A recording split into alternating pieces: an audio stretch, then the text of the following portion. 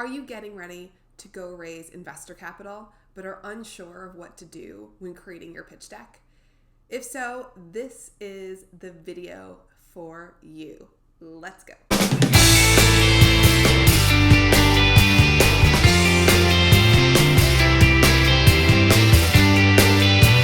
Hey there, my name is Lauren Kane. I am the founder of VC Worthy Business. I am a pitch strategist who gets investors to open their checkbooks for market disrupting female entrepreneurs. Basically, I support female founders on their journey to raise investor capital, all the way from their pitch through until the money hits the bank. If you are a female founder raising investor capital, you are in the right place. And do me a favor, click subscribe over here and then hit the bell and you'll be notified every time a new video drops. This channel is here to support you on your journey all the way from the beginning to the end with tips and tricks and resources to get you through.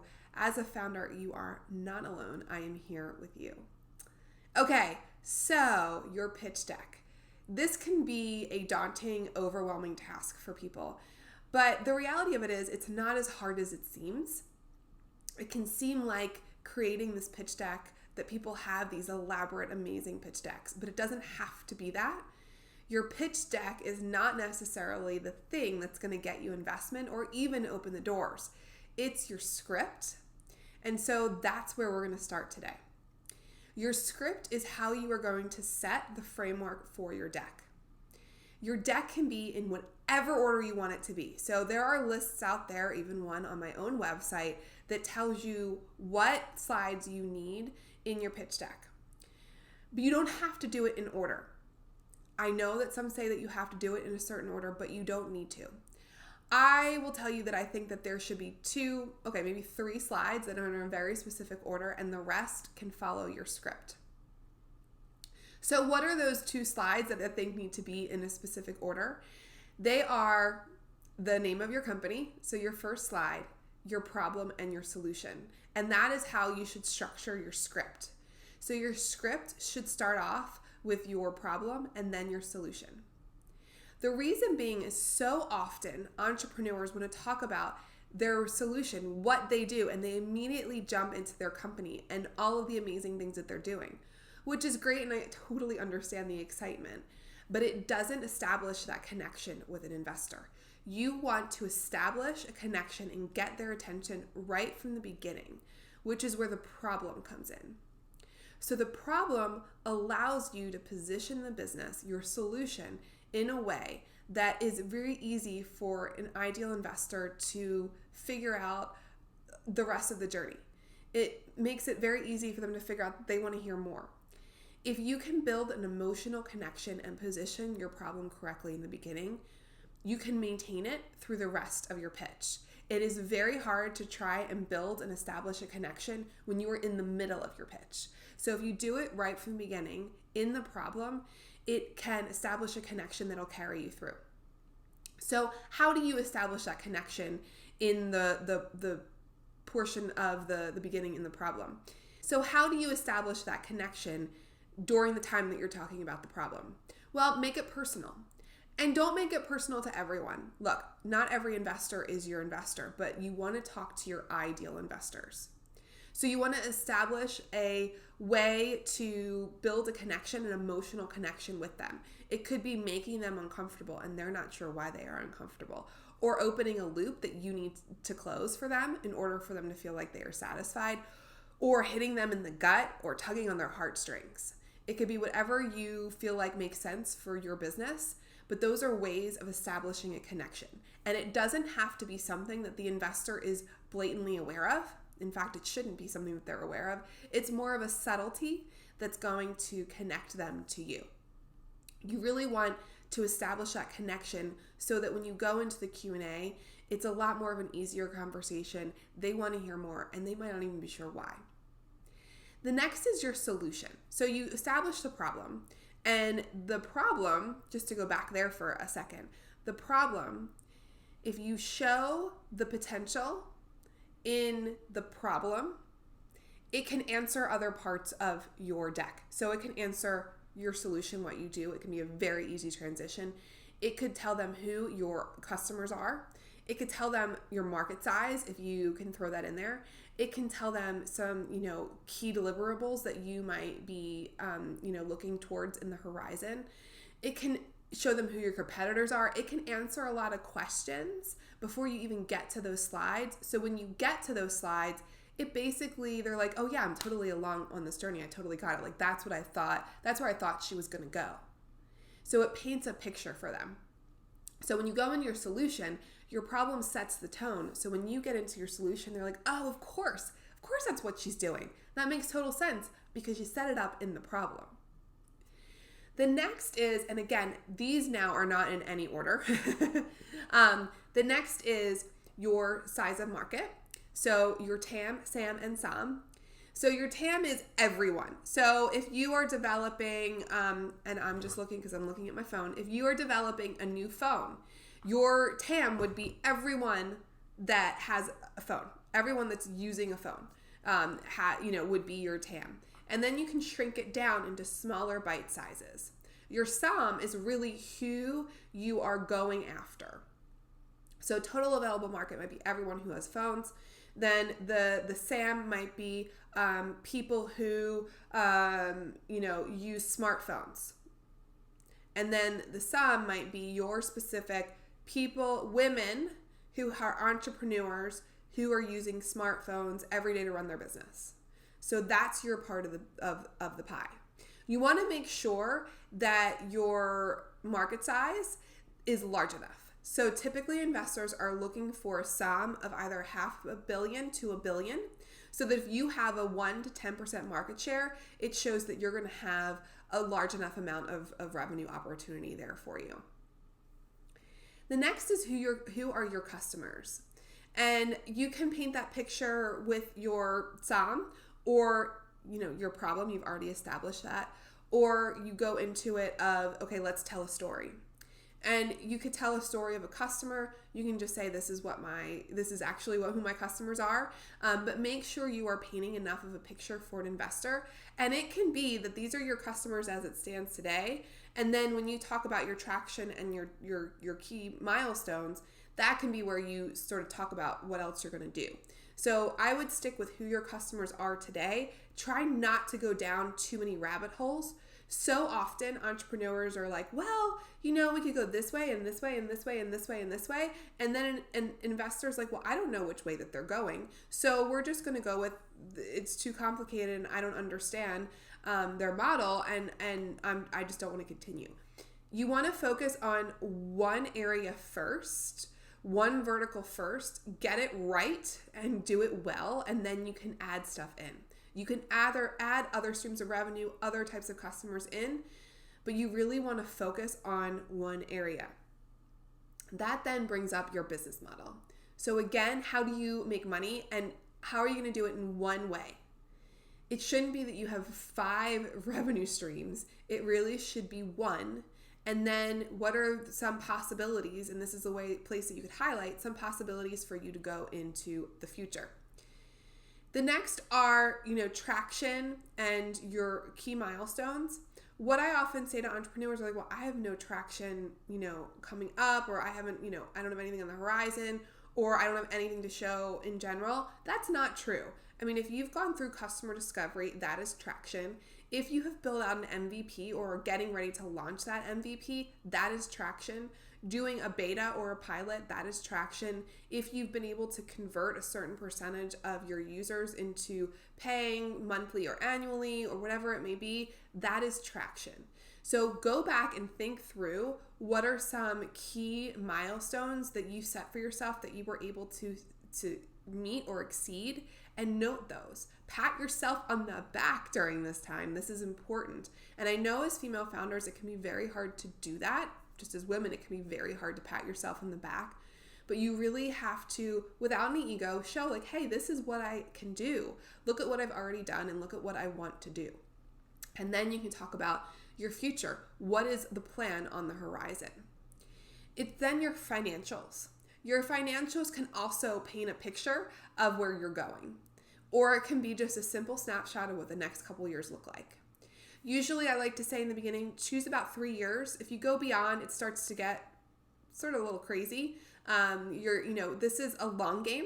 So investors are looking for an exit anywhere from 5 to 10 years. So they're not looking for you to have all the answers, all the customers and everything figured out in that first year. They know it's going to take you time. It's going to be trial and error. This is a theory. Your business is a theory at this point, or it's scaling. The way it's going to scale is a theory, and you need the investor dollars to put that theory to work.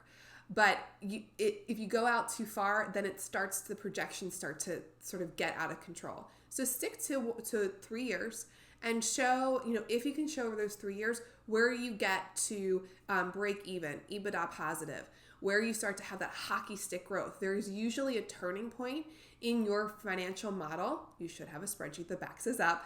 In your financial model, there's a turning point where you hit the sweet spot of a number of customers, number of users, whatever it may be, where you have that growth. And so that's really what you want to focus on, is where you're going to hit that growth, and you want to highlight that.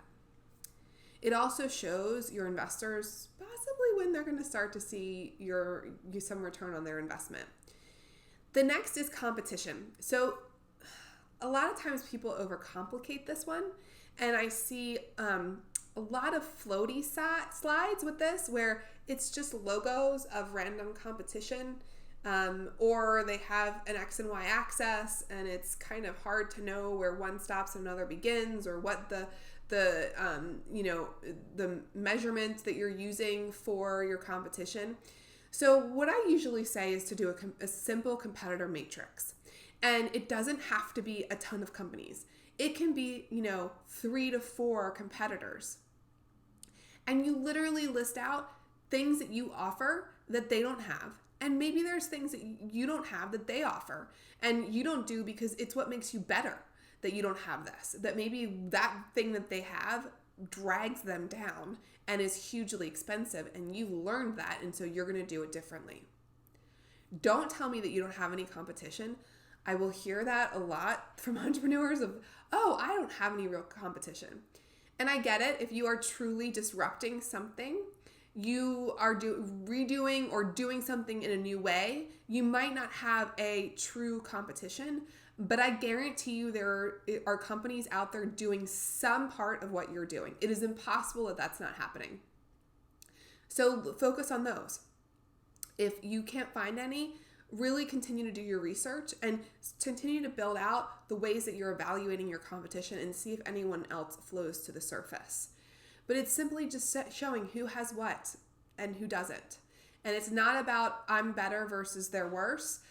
It can be, we're different, and that's why. It also is a way, competition slide is a way to show where is the potential for acquiring. So you could have someone like an Amazon, say you were in supply chain and you're disrupting supply chain. Amazon could be competition for you, or they could also be someone who potentially acquires you because they want to own your supply chain IP or your innovation, your AI, whatever it may be. They might be a potential acquirer. But don't just put Amazon on there because everyone does.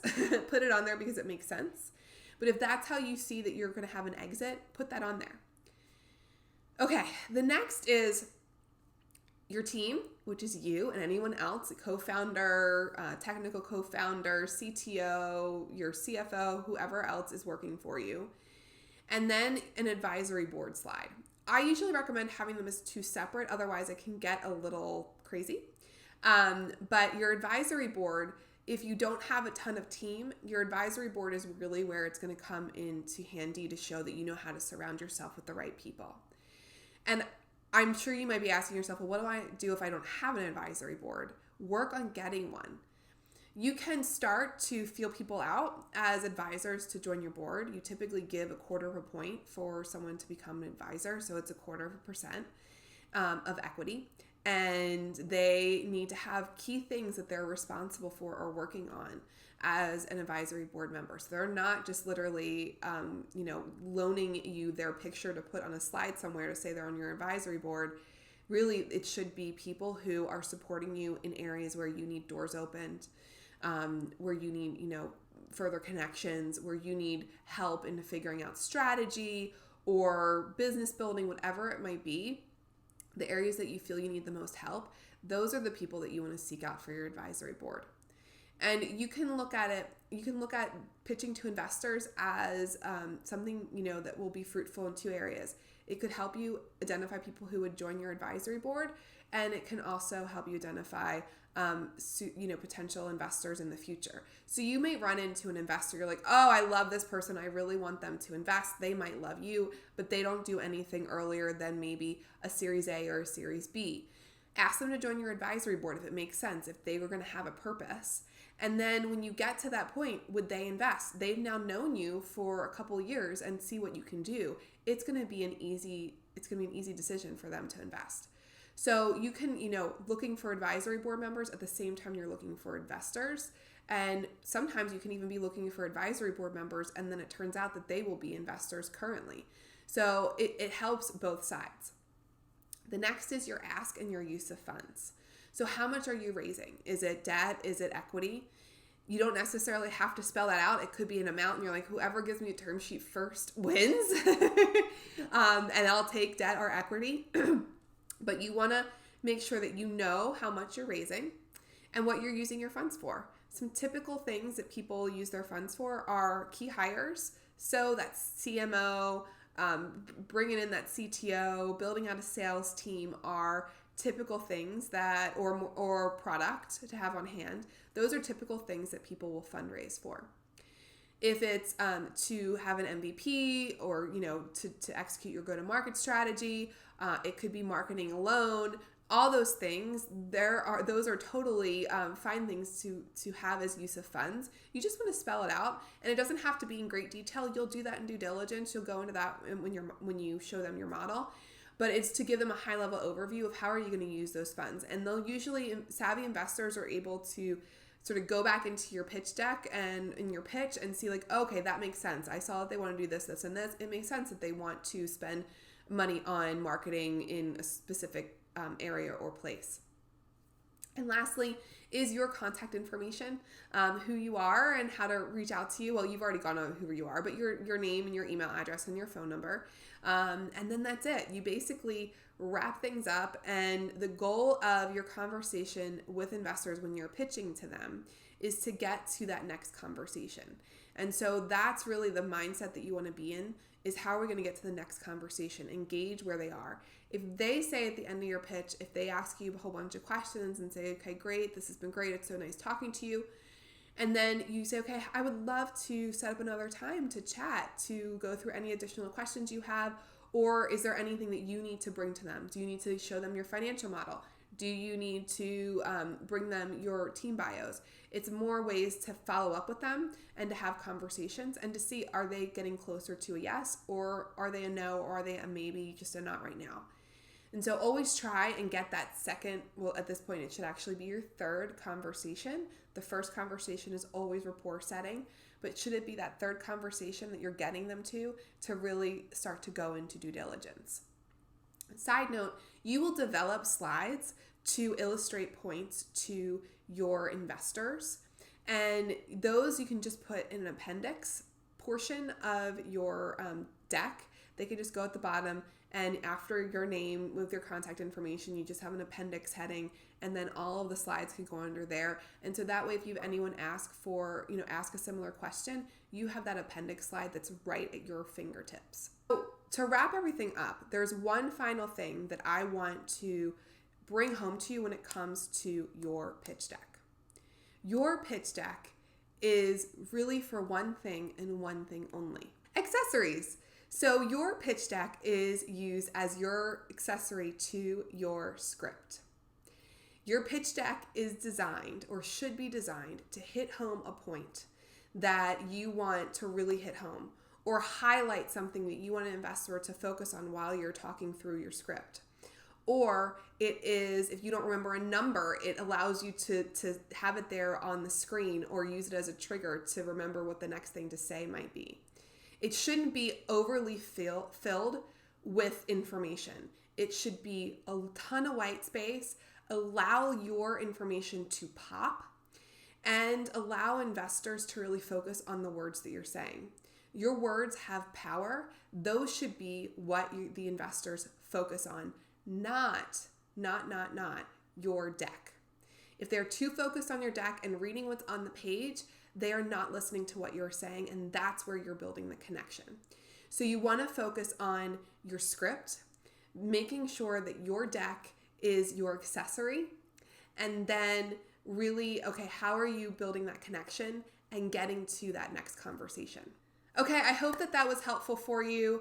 If you are interested, please check out our other videos that are pitch related, and I'll hopefully answer some of your questions. I wish you all the best as you venture out on your journey to fundraise, and I will see you in the next video.